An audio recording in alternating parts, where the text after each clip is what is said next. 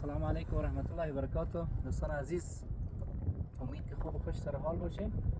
ما به مو ولسوالی دوردست ولایت خوست به نام سپیره رسیدیم و این منطقهش به نام افغان دبی یک منطقهش است. اینجا زلزله صورت گرفته و این اثر از زلزله را شما اینجا میبینید که خانه ها به چی سیستم چپه شده که در هر جای خانه های مختلف چپه شده.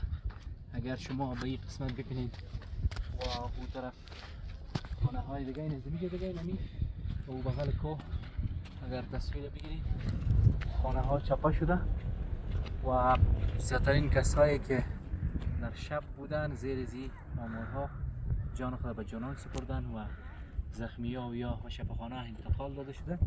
واقعا که جبیم ما شما تصویر برداری میکنیم، شاید اگر کجا سای بالا بریم اون طرف که دیگه خانه ها رو ببینیم اون هم چپه شده و این منطقه اکثریت خانه ها چپه شده. اینجا یک بخش از خانه هایی که در اینجا بوده یک بخشش در این قسمت از این قریه بوده که چپه شده و قسمت دیگهش که حالا بر شما تصویر میگیریم اون طرف هم اکثریت خانه ها چپه شده. ما فعلا در حالت صحبت کردن همراه دوستا و یا کسانی که از طریق امارت اسلامی افغانستان تعیین شدن کمیته هستن همراه زنا صحبت میکنیم که مو کسایی که مستحق ترین هستن اونا رو بر ما معرفی کنن و ما بر زنا کمک هایی که از طریق بنیاد خیریه باران رحمت است او رو توضیح کنیم.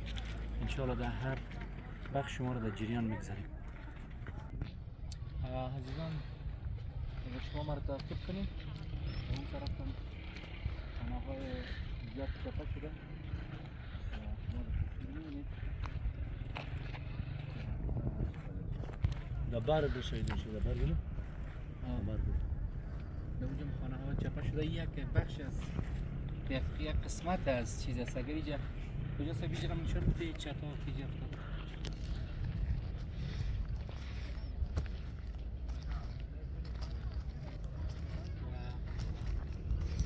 و این بخش دیگه که در اون قسمت از خود صورت گرفته که در اونجا بسیار زیاد خرابی های زیاد کرده. اگر پیش میاییم موقف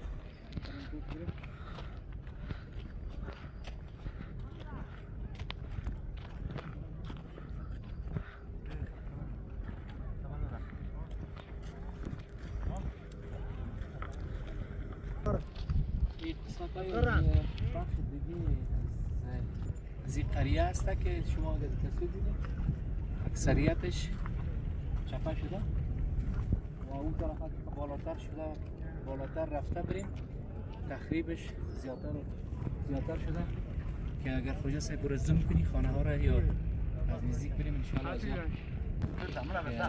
چقدر مشکلات اینجا در همگی یک چکرم تر بریم